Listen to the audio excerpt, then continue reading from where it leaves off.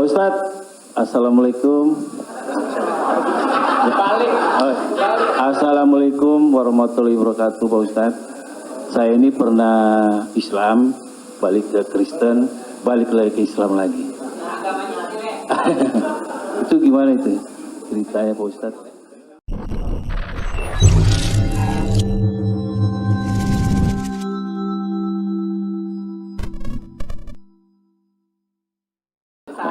Saya mau nanya Ustaz, berkaitan dengan kredit tadi, ada juga selain kredit namanya gadai Ustaz.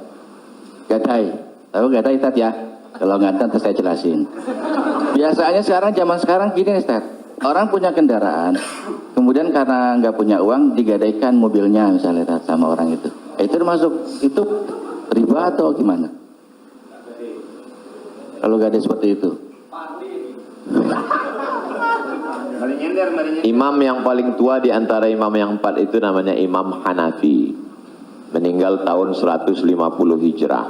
Suatu ketika dia berdiri di depan rumah orang. Ada panas terik, dia berdiri di depan rumah orang. Padahal di depan rumah itu ada atapnya dan ada pohon kayu. Lalu orang bertanya kepada Imam Hanafi, Imam Hanafi, kenapa kamu tidak mau berlindung di bawah atap yang punya rumah itu? Dan kenapa kamu tidak mau berlindung di bawah pohon kayu? Kan lebih baik berlindung daripada kena panas. Apa kata dia?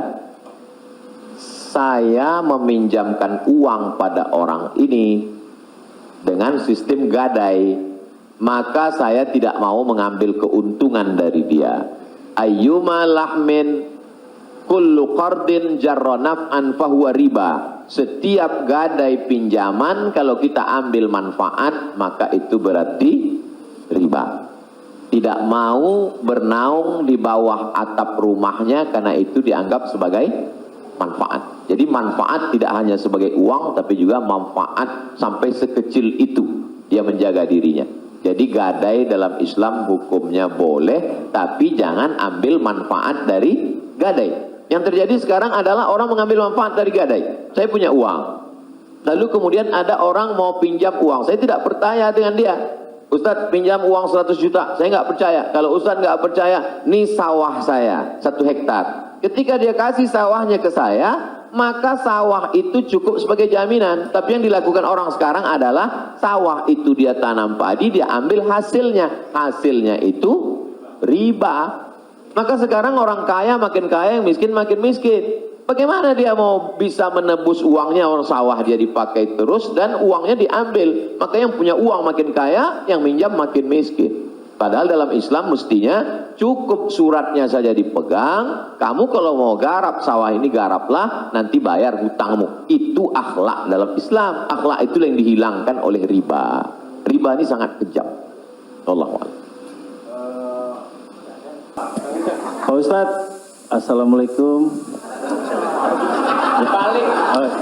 Assalamualaikum warahmatullahi wabarakatuh, Pak Ustadz. Saya ini pernah Islam, balik ke Kristen, balik lagi ke Islam lagi. Itu gimana itu ceritanya, Pak Ustadz? Innalladzina amanu, beriman, summa kafaru, murtad, summa amanu, kemudian beriman, summa kafaru, murtad, summa zdadu kufran, maka barulah tidak diterima. Jadi kalau Islam setelah itu dia murtad, balik lagi ke Islam, maka dia diterima. Amanu, summa kafaru, summa amanu, summa kafaru, summa zdadu kufran. Nah, ini baru tidak diterima. Nah, sebab itu mudah-mudahan Bang Tigor istiqomah dalam iman dan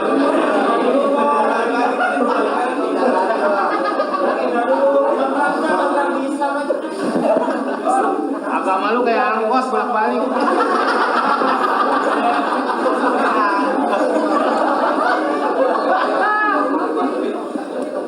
Tapi saya sudah tetap sekarang. amin. Insyaallah. Saya udah umroh, Ustaz. Jadi Insyaallah. Jadi Bang, jalan yang benar. insyaallah. Jadi Bang Taufik, kajian paski mungkin kerjasama dengan musyawarah supaya terus, atau kalau tidak ingin satu majelis, ustadznya nanti setelah di sana pagi misalnya, sore di Paski. Kemudian ngaji ini, kalau sekedar ngaji kita nggak ada tantangan, mesti ada sosialnya. Misalnya ngumpulin beras.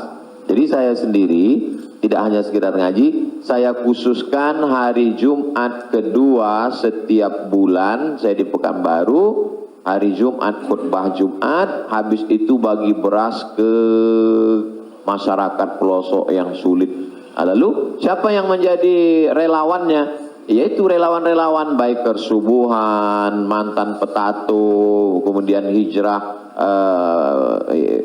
pemuda hijrah. Karena kalau cuma ngaji, orang tidak ada tantangannya. Jadi saya ingin ke depan Paski ngaji, kemudian ada gerakan dakwah, kemudian ada gerakan sosial, buat rumah tahfiz, lalu kemudian tidak hanya uang dari komunitas saja, buka, buat yayasan, buka. Kami membuka rumah tahfiz gratis untuk yatim dan segala macam, kirim ke nomor rekening berikut ini, pasang pancingnya, Allah Ta'ala memberikan. Belajar kita dari yang dilakukan oleh almarhumah, 250 yatim 40 tahun, Prof. 43 tahun bisa tidak putus. Inspiratif, inspirasi. Jadi kalau mau, maka kita bisa ikuti jejak. Sehingga kita, jadi kelanjutan itu, maka Bang Tigor dan abang yang lain, dia akan terpacu terus untuk datang setiap kajian pekanan, lalu kemudian memperbaiki tahsin bacaan Qur'annya, lalu kemudian meluruskan kajiannya, kemudian ada konsultasi dengan ustadz, tanya jawab dan lain sebagainya. Wallahu a'lam.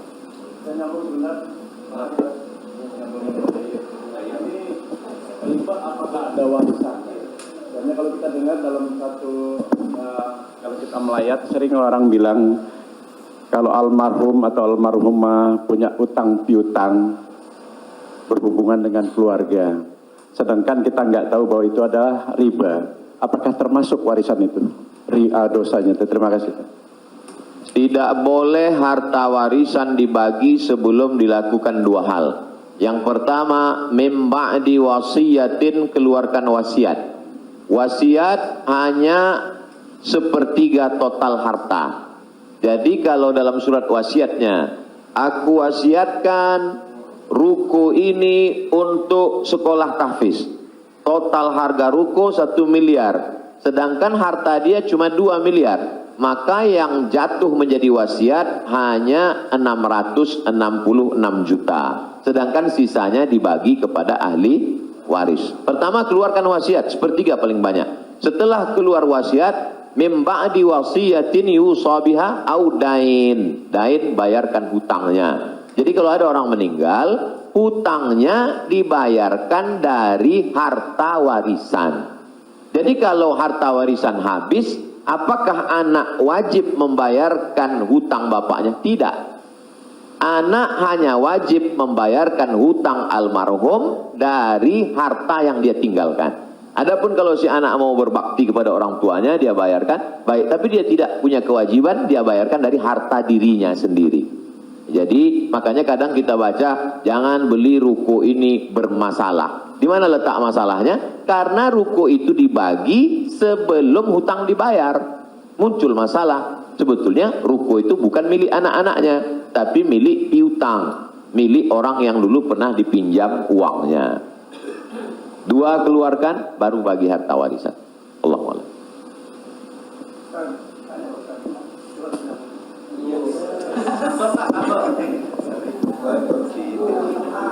Terima kasih Pak Ustadz. Saya mau tanya tentang peminjaman uang. Saya misalnya meminjamkan uang kepada seseorang, tapi dia nggak mau ganti. Nah, terus kita nggak mau nagih karena takut menjadi sebuah permusuhan. Kan ada peribahasa, memberikan pinjaman hutang itu sama juga menanamkan musuh. Nah, bagaimana hukumnya? Apakah ini harus ditagih sama kita ataukah dibiarkan? Terima kasih Pak Ustaz. Assalamualaikum warahmatullahi wabarakatuh. Waalaikumsalam. Ayat yang paling panjang dalam Al-Quran, 1 halaman penuh, Al-Baqarah 282. Bukan tentang haji, bukan tentang puasa, tapi tentang perjanjian hutang piutang. Ya ayyuhalladzina amanu, hai orang beriman, idza tadayantum bidainin, kalau kamu menjalin transaksi hutang piutang ila ajalim musamma, sampai batas waktu limit tertentu, faktubuh, tulislah. Wal yaktub bainakum katibun bil adli, hendaklah ada seorang penulis yang menulis dengan adil. Wastashhidu syahidaini min rijalikum, ada 2 orang saksi. Antadil, kalau tidak ada 2 orang laki-laki, wa maraat, 1 orang perempuan, wa maraatani, 2 orang perempuan, antadilla ihdahuma fatudzakkira ihdahumal ukhra, sedetil itu dalam Al-Qur'an. Jadi kalau saya menagih hutang, sesungguhnya bukan saya sedang mencari musuh, tapi menyelamatkan dia supaya dia dan anak cucunya jangan sampai makan haram. Kalau dia tidak sanggup, ayat yang kedua, fanaziratun ila maisarah, kasih sampai batas waktu dia lapang. Kamu bisa bayar kapan? Insya Allah 1 Mei Pak Ustadz. Tahun berapa? Tahun 2022. Oke, insya Allah Mei 2022 lapang. Tidak juga dia sanggup membayar, lebih banyak minyak kita nagih daripada uang yang mau ditagih. Masuk ayat ketiga, wa antasaddaqu khairul lakum, kamu sedekahkan lebih baik. Aku sudah capek, asam uratku naik, asam lambungku kumat, kau ambil aja lah ini. Wa antasaddaqu khairul lakum, kau sedekahkan lebih baik. Yang menghafal ayat ini yang memberi pinjaman, bukan yang minjam. Sekarang yang menghafal ayat ini yang minjam. Ketika kita tagih, kapan kau bayar? Dibilangnya, wa antasaddaqu khairul lakum, kalau kau sedekahkan lebih baik. Allahu akbar.